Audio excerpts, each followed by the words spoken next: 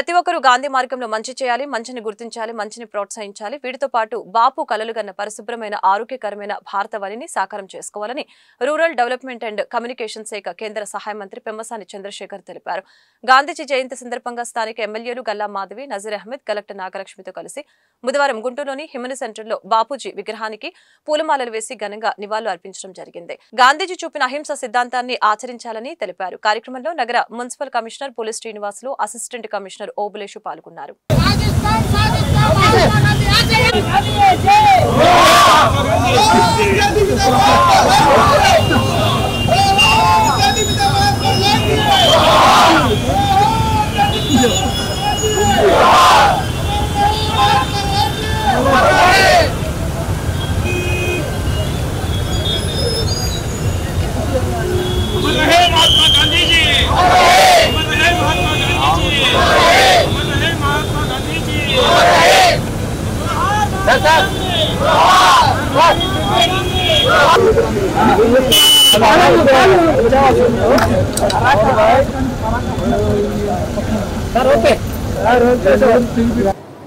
స్వాతంత్రం, సమానత్వం, అహింస కోసం పోరాడినటువంటి ఒక మహాపురుషుని జన్మదినం.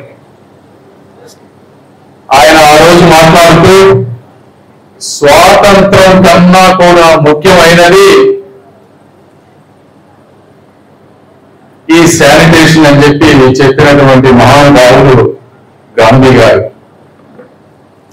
ఆయన ఎందుకు చెప్పారు అంటే పరిశుభ్రత అనేది మనిషిని శక్తివంతంగా ఆరోగ్యవంతమైన సమాజానికి నిర్మించడానికి ఒక పునాది లాంటిది అని గ్రహించి చెప్పినటువంటి మహానుభావుడు గాంధీ గారు. మరి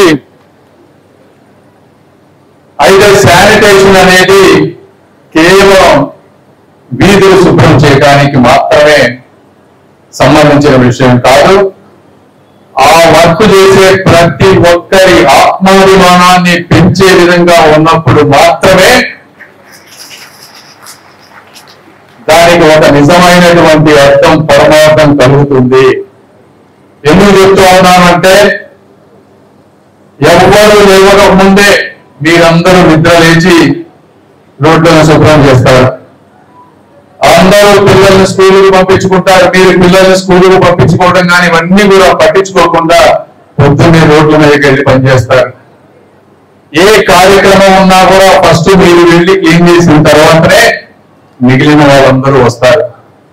ఒక్కొక్కసారి చూస్తారు ఆ కాలంలో ఇట్లా తిరుగుతూ ఉన్నప్పుడు ప్రమాదాలకు గురి అవుతూ ఉంటారు.